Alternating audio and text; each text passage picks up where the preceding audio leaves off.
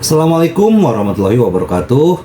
Salam sejahtera buat kita semua. Semoga kita semua dalam keadaan sehat jasmani dan rohani, tidak kekurangan satu apapun. Amin ya robbal alamin. Oke, Mimin akan melanjutkan cerita Liontin Giok Naganya. Tapi seperti biasa, bantu dulu tekan tombol like dan berkomentar juga Tuan dan Nona. Terima kasih sesudah dan sebelumnya. Oke, mari kita lanjutkan saja ceritanya. Yes. Bab 2277 sampai bab 2280. Setelah Cao Daking pergi, bayangan hitam yang bersembunyi di balik bayangan di belakangnya juga menghilang seketika.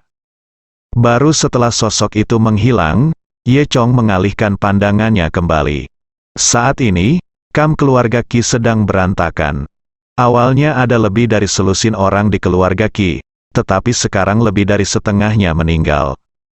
Hanya Qi Toyota dan 3 anak buah keluarga Qi yang masih hidup. Qi Hao sedang berbaring di tanah saat ini, tidak tahu apakah dia masih hidup atau sudah mati. Qi Toyota segera mendatangi sisi Qi Hao dan berjongkok untuk memeriksa luka Qi Hao.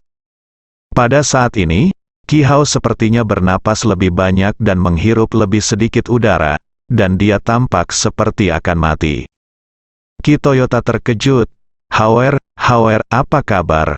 Tentu saja, Qi Hao tidak bisa menjawab. Qi Toyota benar-benar bingung. Apa yang harus saya lakukan?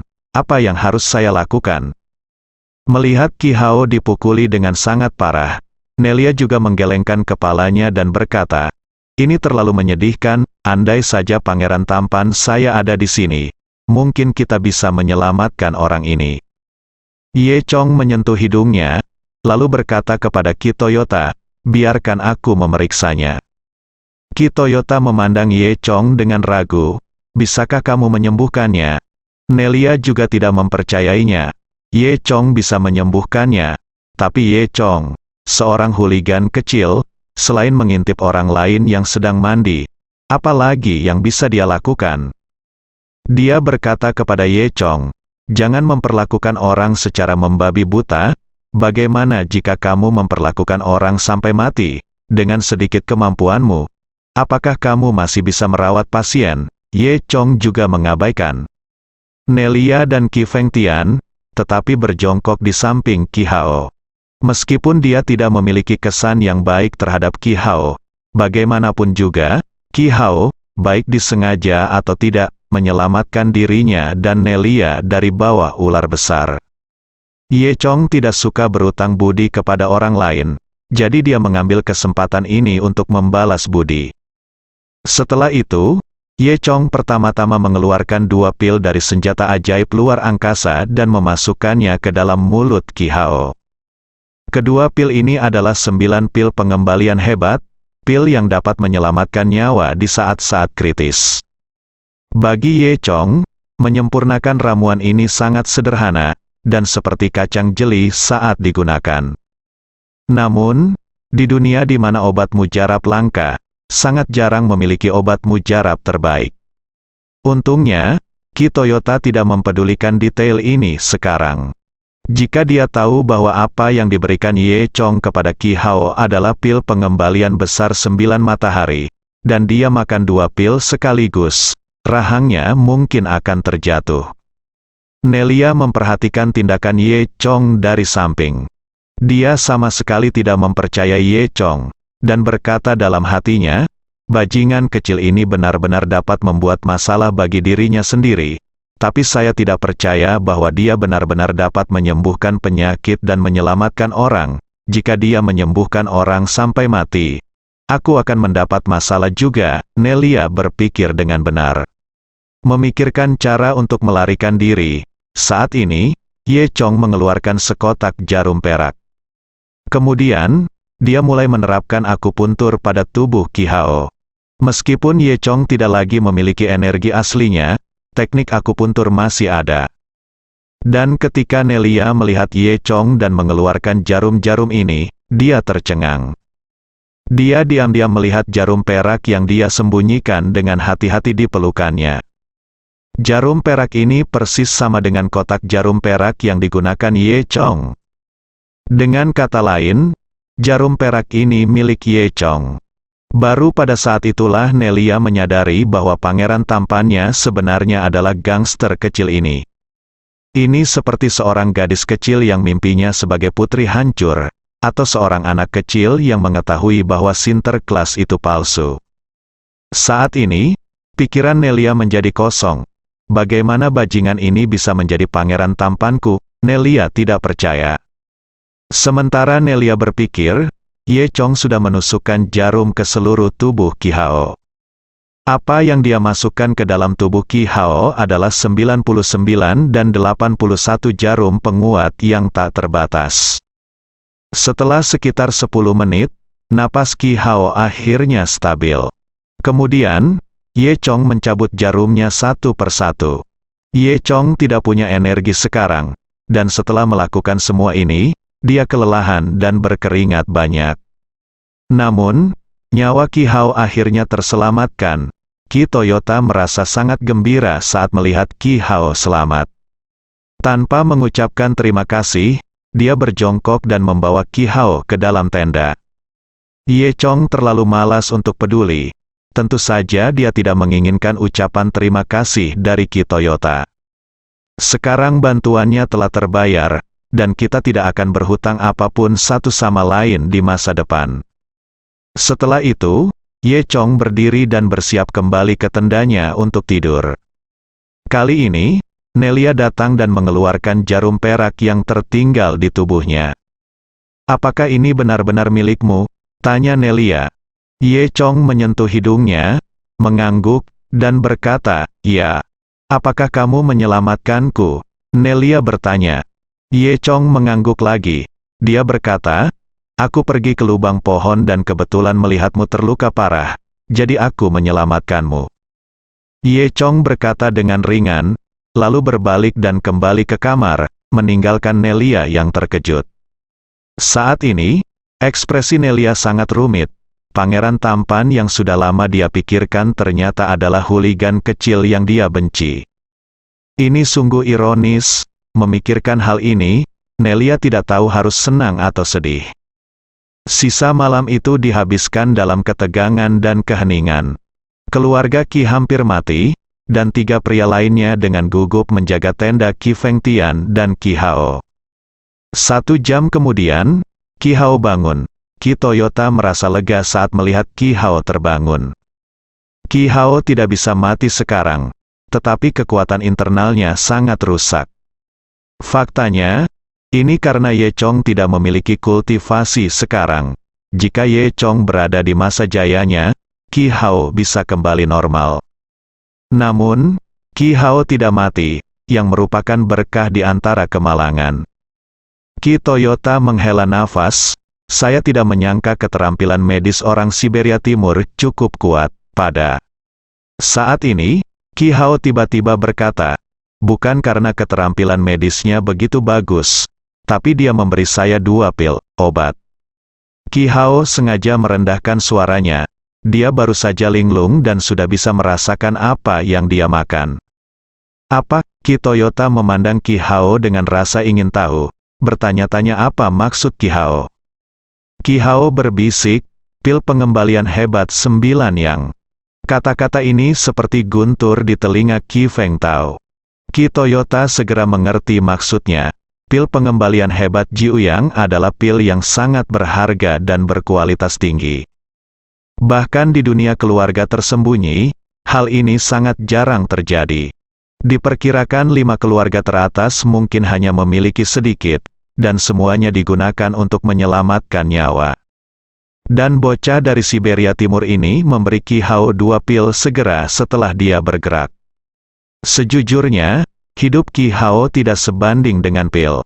Ini hanya menunjukkan bahwa anak ini tidak menganggap serius pil ini. Dengan kata lain, dia memiliki lebih banyak pil di tangannya, mungkin ada yang lebih baik, bisik Qi Hao. "Anda tahu, jika Anda dapat memiliki sejumlah ramuan berkualitas tinggi, kemungkinan besar status keluarga Qi akan meningkat." Memikirkan hal ini, ayah dan anak itu saling memandang. Pandangan penuh makna melintas di mata mereka berdua. Tapi Ye Chong tidak tahu apa yang dipikirkan ayah dan anak itu. Keesokan harinya, Ye Chong tiba-tiba menemukan bahwa kekuatannya telah pulih sebesar 30%. Meski belum pulih sepenuhnya, itu pertanda baik. Keluarga Qi awalnya menderita kerugian besar setelah dibantai oleh Cao Daking. Namun tak lama kemudian kekuatan keluarga Qi bertambah. Ternyata Qi Toyota sudah mengatur kelompok ahli lain untuk mengikuti mereka. Mereka meninggalkan bekas di sepanjang jalan. Dan pagi ini, lebih dari 20 master dari keluarga Qi menemukan tempat ini.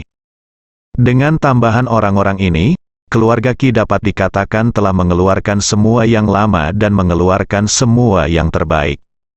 Alasan mengapa mereka tidak bertindak bersama sebelumnya adalah karena Qi Toyota ingin mempertahankan kekuatan keluarga Qi yang sebenarnya. Qi Toyota dan Qi Hao baru saja membawa beberapa ahli tingkat menengah untuk mengikuti Li Weixiong. Dan sekarang, orang yang datang adalah tuan sebenarnya yang dibesarkan oleh keluarga Qi. Meskipun keluarga Qi berada di peringkat ke-10 dalam peringkat 36 tiangang, mereka tidak menonjolkan diri selama bertahun-tahun. Mereka diam-diam membesarkan sejumlah besar master. Faktanya, dari segi kekuatan, keluarga Qi kini bisa menduduki peringkat 7 besar. Namun, Master Qi Toyota ini belum pernah terungkap. Tapi sekarang, untuk mendapatkan garis keturunan naga ungu, sudah waktunya menggunakannya. Qi Toyota mengeluarkan semua masternya. Sebagai pemimpin pasukan cadangan, dia adalah seorang pria bernama Qi Longshan. Qi Longshan adalah sepupu Qi Toyota dan memegang posisi komando kedua di keluarga Qi. Qi Toyota merasa lega saat melihat seseorang datang. Mereka menceritakan apa yang terjadi kemarin, dan Qi Longshan juga sangat terkejut setelah mendengarnya. Dia berkata, ada master seperti itu. Tampaknya akan sulit untuk memenangkan garis keturunan naga ungu kali ini. Qi Toyota mendengus dan berkata, apa yang kamu takutkan? Saya pasti mendapatkan garis keturunan naga ungu ini. Kita banyak sekali. Apakah kita masih takut pada mereka? Semua orang mengangguk. Apakah kita masih takut pada mereka? Apa yang Ye Chong tidak duga adalah di antara bala bantuan keluarga Qi, ada seseorang yang dia kenal, Bos Qi. Ternyata Bos Qi ini juga anggota keluarga Qi. Ye Chong sebenarnya tidak mengetahuinya sebelumnya. Ternyata Bos Qi ini adalah kerabat jauh Qi Longshan. Sebelumnya, Bos Qi menerima keuntungan Cao Daking, tetapi gagal menyelesaikan misi Cao Daking. Dia khawatir Cao Daking akan membunuhnya, jadi dia menemukan Qi Longshan, kerabatnya di keluarga tersembunyi. Faktanya, saya khawatir bahkan keluarga Qi sendiri tidak mengetahui bahwa Bos Qi bekerja untuk Ghost Road. Dan Bos Qi mendengar bahwa Qi Longshan akan melakukan misi jauh ke Siberia Timur, meninggalkan kota pelabuhan, dan bahkan meninggalkan Tiongkok. Bos Qi sangat gembira. Dia mencoba mencari cara untuk menghindari Cao Daking. Ini adalah kesempatan terbaik. Jadi Bos Qi terus memohon, dan akhirnya Qi Longshan setuju dan membawa Bos Qi ke Siberia Timur. Ketika Bos Qi melihat Ye Chong untuk pertama kalinya, ekspresinya tiba-tiba berubah. Jelas dia mengenali siapa Ye Chong itu. Namun, dia tidak mengatakan apapun dan dengan cepat menundukkan kepalanya. Anda tahu, orang ini adalah Ye Chong, dan dia punya teman, yaitu Lin Long. Teman Lin Long ada di sini, apa yang bisa mereka lakukan? Diperkirakan tujuannya sama dengan Qi Longshan dan lainnya. Memikirkan hal ini, Bos Qi menundukkan kepalanya, dia hanya ingin bepergian dan melarikan diri. Dan pemandangan ini tidak luput dari pandangan Ye Chong. Ye Chong tahu bahwa Bos Qi telah mengenalinya. Setelah itu, semua orang di keluarga Qi segera berangkat. Jalan di rawa masih sulit untuk dilalui. Setiap orang di keluarga Qi tidak lemah dalam kultivasi, termasuk Qi Hao. Orang-orang ini sangat cepat. Ye Chong dan Nelia juga dalam kondisi fisik yang baik. Meski terluka parah, mereka tetap mampu mengimbanginya. Hanya Bos Qi yang biasanya manja dan berperut buncit, berjalan sangat keras dan selalu terjatuh di belakang tim. Ye Chong kemudian sengaja memperlambat dan tetap di akhir. Nelia menganggap Ye Chong aneh dan melambat bersamanya. Segera, Ye Chong, Nelia, Bos Qi, dan pasukan besar keluarga Qi di depan mereka membuka jarak yang cukup jauh. Semua orang di keluarga Qi tidak memperhatikan apakah Bos Qi bisa mengikutinya. Sedangkan untuk Ye Chong dan Nelia, meski Qi Toyota sudah membuat rencana, namun tidak sekarang. Dia percaya bahwa Ye Chong dan keduanya tidak akan pergi sendiri, dan mereka masih harus mengikutinya keluar dari rawa. Oleh karena itu, Qi Toyota tidak khawatir mereka akan tertinggal. Adapun Bos Qi, saat itulah dia menyadari bahwa hanya Ye Chong dan Nelia yang tersisa di sampingnya. Dia juga tahu ada sesuatu yang tidak beres dan ingin mengejar pasukan keluarga Qi di depan, tetapi ternyata mereka sudah jauh. Dan dia hendak berteriak, akibatnya, Ye Chong tiba-tiba bersandar ke telinganya dan berkata, "Jika kamu bersuara, aku akan membunuhmu." Bos Qi menelan ketakutan dan tidak berani berbicara. Pada saat ini, Nelia bertanya dengan rasa ingin tahu, "Apakah kamu kenal dia?" Ye Chong mengangguk dan berkata, "Dia adalah teman lama. Dia juga mengenali saya, dia tahu identitas saya yang sebenarnya. Jika dia mengatakannya, kita akan dua dalam bahaya." "Kalau begitu bunuh dia," kata Nelia. Nelia bukanlah orang yang baik hati, dia biasanya bergaul dengan semua jenis binatang buas dan tidak menganggap serius pembunuhan orang. Ketika Bos Qi mendengar ini, dia sangat ketakutan hingga dia berlutut sambil menjatuhkan diri. "Jangan bunuh aku, kalian berdua, jangan bunuh aku," Bos Qi memohon. Dia awalnya datang ke sini untuk melarikan diri, bagaimana dia bisa berpikir bahwa dia akan menghadapi hal seperti itu lagi di sini? Ye Chong tidak membunuh orang yang tidak bersalah tanpa pandang bulu. Meskipun Bos Qi penuh kebencian, kejahatannya tidak layak untuk dihukum mati. Ye Chong berkata kepada Bos Qi, "Sudah kubilang, aku datang ke sini untuk tujuanku sendiri, dan Tuan Lin Long juga ada di sini." Bos Qi sangat ketakutan hingga dia berkeringat dingin. Dan berkata dengan cepat, "Tidak, saya berjanji untuk merahasiakannya. Saya berjanji untuk merahasiakannya. Saya tidak akan pernah mengatakan sepatah kata pun. Kalian berdua dewasa. Tolong ampuni aku, saya tidak mengatakan sepatah kata pun." Bos Qi sangat ketakutan hingga dia hampir kencing. Ye Chong melirik Bos Qi dengan jijik dan berkata dengan dingin, "Ingat apa yang kamu katakan." Dengan mengatakan itu, dia dan Nelia terus berjalan ke depan, meninggalkan bosnya sendirian, menggigil di belakang. Nelia mendengus dan berkata, "Sudah kubilang, hanya mulut orang mati yang paling parah." Ye Chong tidak berbicara. Meskipun dia tahu bahwa Nelia benar, dia tetap berpegang pada prinsip konsistennya untuk tidak membunuh orang yang tidak bersalah tanpa pandang bulu. Meskipun Ye Chong tegas dalam membunuh, dia memiliki satu prinsip, yaitu, dia tidak akan membunuh orang yang tidak bersalah, orang tanpa pandang bulu, membunuh orang yang tidak bersalah tanpa pandang bulu. Jika garis bawah membunuh orang yang tidak bersalah tanpa pandang bulu terlampaui, lalu apa perbedaan antara dirinya dan orang yang dia benci? Baru setelah Ye Chong dan Nelia bertindak terlalu jauh, Bos Qi gemetar, dia berdiri.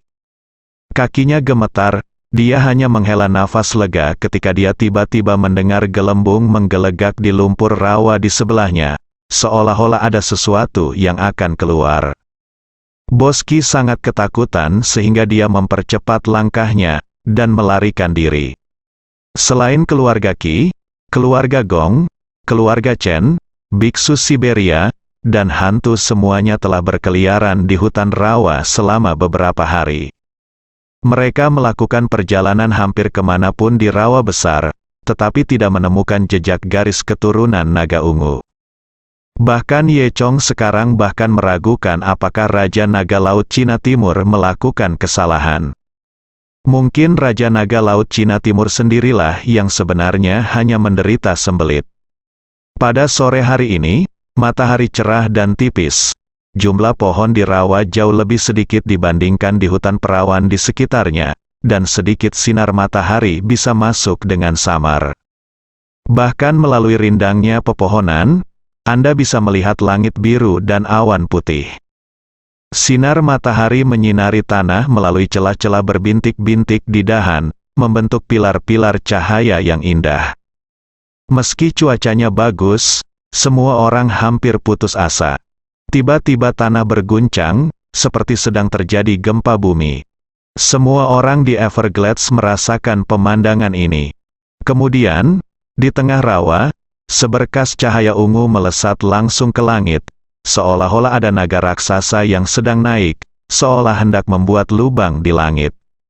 Ketika semua orang melihat pemandangan ini, semangat mereka terangkat, keturunan naga ungu.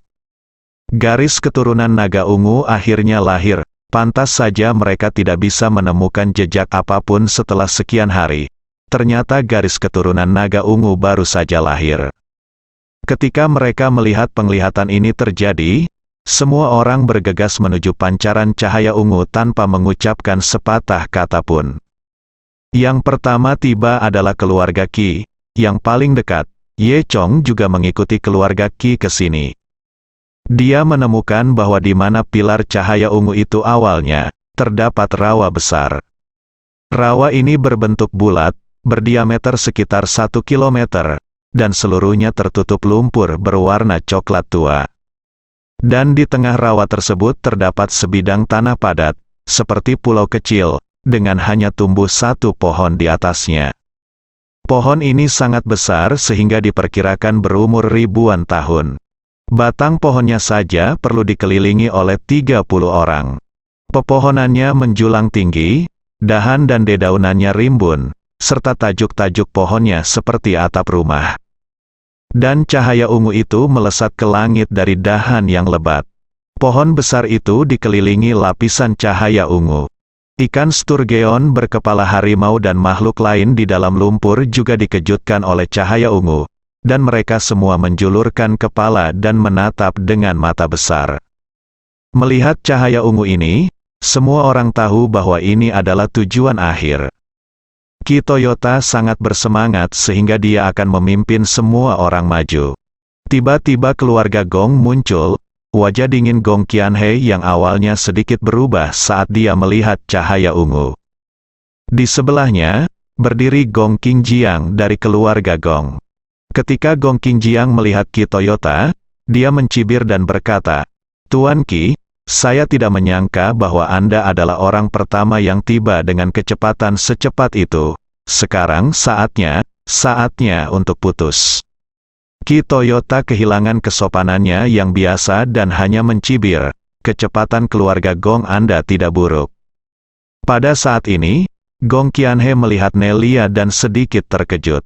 Dia mengira Nelia pasti telah dipukuli sampai mati olehnya, tapi dia tidak menyangka Nelia masih hidup. Sambil berbicara, Chen Yuhe datang bersama Chen Hehuan dan semua orang di keluarga Chen. Keluarga Chen juga berlumuran darah oleh Cao Daking, dan banyak orang tewas, namun masih banyak kekuatan tempur yang tersisa. Chen Yuhe terkekeh dan berkata, "Kedua kepala keluarga sangat cepat. Saya tidak menyangka kita akan bertemu lagi di sini." Ketiga keluarga itu muncul lagi, dan suasana langsung menjadi tegang. Sepertinya semua orang akan mengambil tindakan. Pada saat ini, Ye Chong tiba-tiba mendengar panggilan Buddha dari jauh. Kemudian, 4 orang berpakaian biksu dan pendeta Tao keluar. Itu adalah biksu besar dari Siberia Timur dan anjing gila Tao. Ye Chong melihat seorang kenalan lain, biksu besar Dom dari Siberia Timur yang telah dia selamatkan sebelumnya.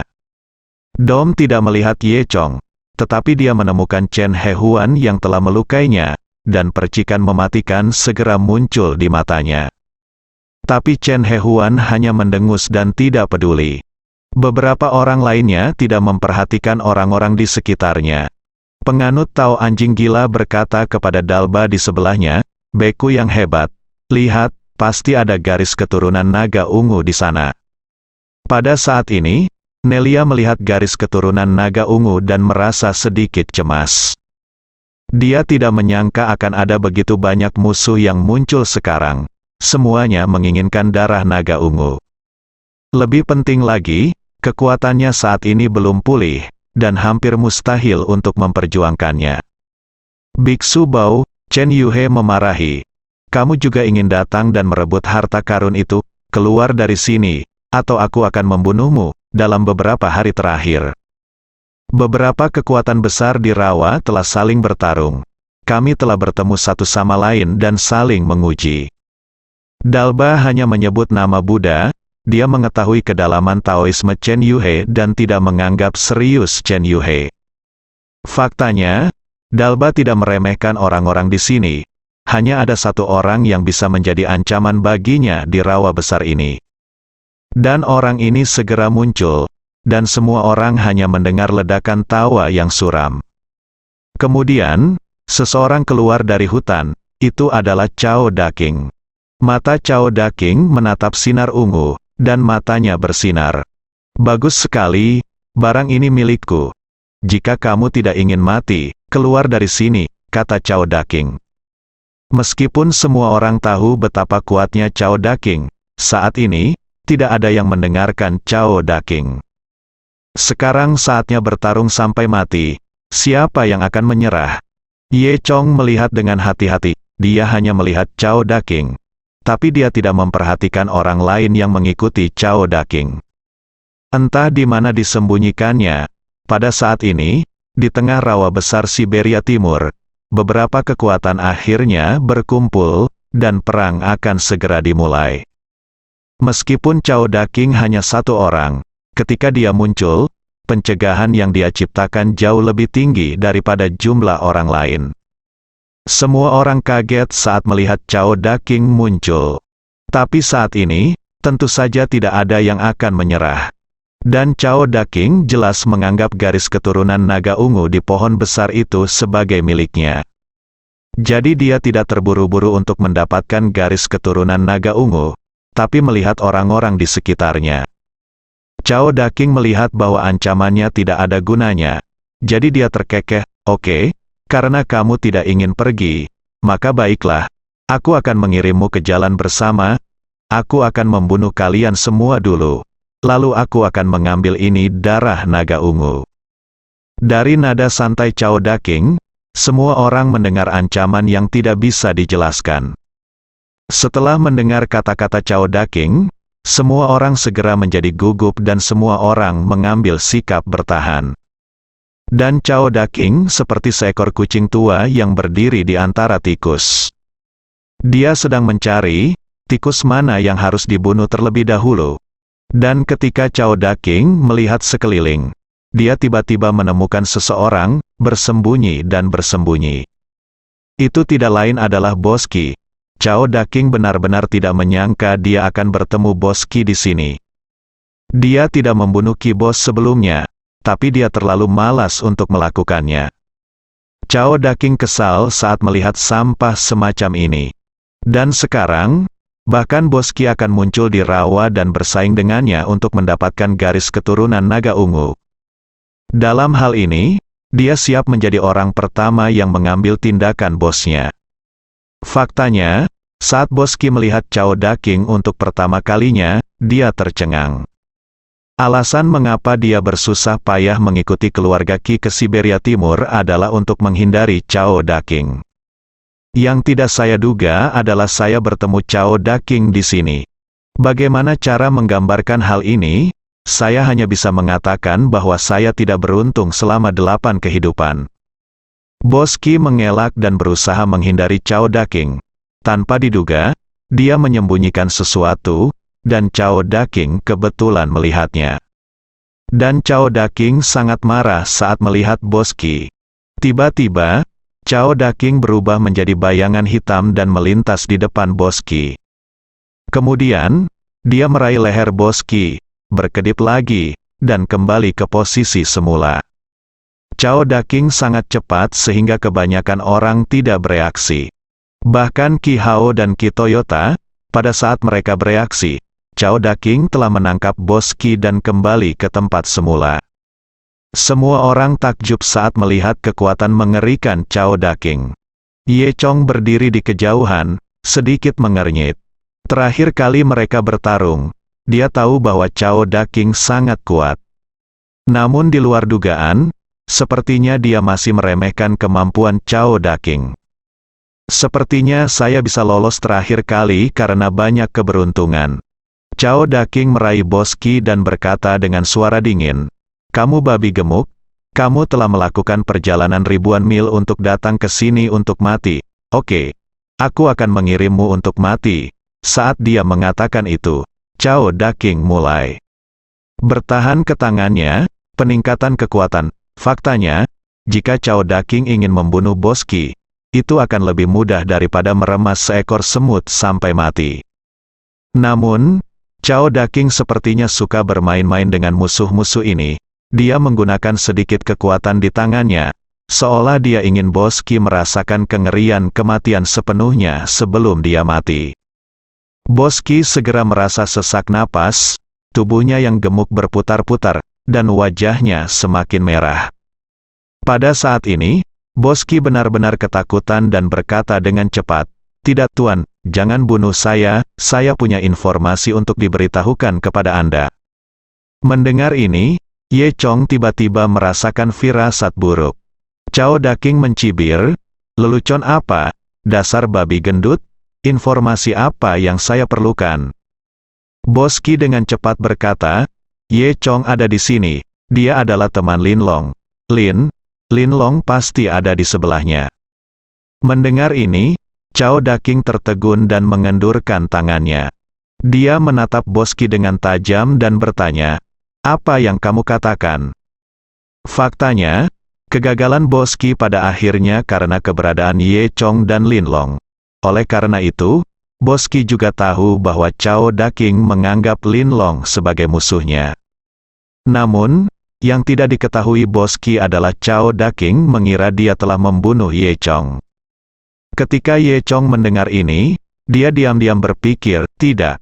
Nelia di sebelahnya juga berkata, "Saya sudah lama mengatakan bahwa hanya orang mati yang bisa menyimpan rahasia. Tapi sekarang, sudah terlambat untuk mengatakan apapun." Cao Daking tiba-tiba menyadari sesuatu dan melemparkan Boski ke tanah. "Apa katamu? Apakah Lin Long ada di sini?" Cao Daking bertanya lagi dengan sengit. Boski berkata dengan gemetar, "Tidak, ini bukan Lin Long. Ini Ye Chong. Ye Chong ada di sini. Ye Chong dan Lin Long memiliki hubungan yang sangat dekat. Jika Ye Chong ada di sini, Lin Long pasti ada di sini." Sepertinya Boski tidak belum sampai mengetahui bahwa Ye Chong dan Lin Long sebenarnya adalah orang yang sama. Cao Daking terlalu malas untuk memperhatikan rumor Boski dan langsung bertanya, "Di mana Ye Chong? Jika kamu berani berbicara omong kosong, aku akan membuat kematianmu 10.000 kali lebih menyakitkan dari sekarang." Cao Daking mengira dia telah membunuh Ye Chong dan membuang tubuhnya ke rawa. Kemudian, karena dia pergi membantu Qin Zhengxing untuk sementara, dia tidak mencari mayat Ye Chong. Setelah kembali, dia mencari tubuh Ye Chong untuk waktu yang lama tetapi tidak menemukan tubuh Ye Chong. Lagi pula, rawa itu sangat besar dan dia belum selesai mencari. Dan sebelum dia selesai mencari, cahaya ungu dari garis keturunan naga ungu muncul di langit. Cao Daking hanya bisa meninggalkan pencarian Ye Chong lagi dan datang ke sini. Dia berpikir bahwa setelah dia mendapatkan garis keturunan naga ungu, dia akan dapat menemukan tubuh Ye Chong dengan pikiran tenang. Tanpa diduga, saat Boski hendak meninggal, dia justru mengatakan bahwa Ye Chong masih hidup. Bagaimana mungkin Cao Daking tidak terkejut, dan bagaimana mungkin Boski berani mengendur? Dia segera menunjuk ke belakang Qi Hao dengan gemetar. Disitulah Ye Chong berada. Cao Daking segera menoleh. Karena Cao Daking awalnya mengira Ye Chong sudah mati, dan Ye Chong mengenakan pakaian lokal Siberia Timur, meskipun Cao Daking melihat Ye Chong sebelumnya, dia tidak mengenali Ye Chong dan tidak memikirkannya dalam hal itu. Sekarang, setelah apa yang dikatakan Boski, dia melihat lebih dekat dan menemukan bahwa itu memang Ye Chong. Ye Chong tidak bisa menahan cemberutnya, tapi dia masih ditemukan. Baru kemudian Cao Daking menyadari bahwa dia telah ditipu oleh Ye Chong lagi. Cao Daking sangat marah ketika dia berpikir bahwa dia telah mencari dengan susah payah selama 2 hari di rawa yang bau. Dia berkata dengan kejam, "Kamu bajingan, kamu berbohong padaku lagi. Aku akan membunuhmu hari ini." Pada saat ini, identitas Ye Chong telah terungkap, tapi dia tenang. Dengan senyuman di wajahnya, dia berjalan ke arah Cao Daking. Ye Chong berkata sambil tersenyum, "Cao Daking, kamu mengatakan ini terakhir kali dan terakhir kali. Tapi sayangnya, kamu tidak bisa membunuhku juga." Dan melihat Cao Daking sepertinya memiliki dendam mendalam terhadap Ye Chong. Qi Hao, Qi Toyota dan lainnya tercengang. Bukankah ini penduduk asli Siberia Timur? Bagaimana ini bisa berhubungan dengan Cao Daking? Tampaknya identitas anak ini sama sekali tidak sederhana. Mereka menyadari bahwa mereka mungkin telah ditipu oleh Ye Chong. Dia sama sekali bukan orang Siberia Timur. Saat ini, Dom dan Chen Hehuan juga mengenali Ye Chong. Dom berkata kepada kakak laki-lakinya Dalba, "Saudaraku, teman inilah yang menyelamatkanku. Teman ini dalam masalah sekarang, kita tidak bisa mengabaikannya." Dalba meletakkan telapak tangannya di dada, meneriakkan nama Buddha, dan berkata, "Sekte 10.000 Buddha, kami sangat mementingkan membalas kebaikan. Karena penyelamat kami dalam kesulitan, tentu saja kami tidak akan mengabaikannya." Setelah mengatakan itu, Dalba mengambil beberapa langkah ke depan dan berjalan ke Ye Chong. Dom juga mengikuti, datang ke sisi Ye Chong, dan berkata sambil tersenyum, "Sobat, jangan khawatir, selama kakak laki-lakiku ada di sini, tidak ada yang bisa membunuhmu. Kamu menyelamatkanku, dan aku akan membalas budi kamu." Dom menarik Ye Chong kembali. Ye Chong memandang biksu agung dari Siberia Timur ini dan merasa bersyukur. Kalau tidak, dia benar-benar tidak tahu bagaimana cara menghindari bencana ini. Pada saat ini, di tengah-tengah semua orang, Dalba, biksu agung Siberia Timur, dan Cao Daking saling berhadapan. Ini mungkin adalah 2 orang paling tangguh di lapangan. Meski keduanya tetap tidak bergerak, aura mereka sudah menyebar, dan mereka saling berhadapan, seperti 2 singa jantan di padang rumput yang saling menatap, bersambung.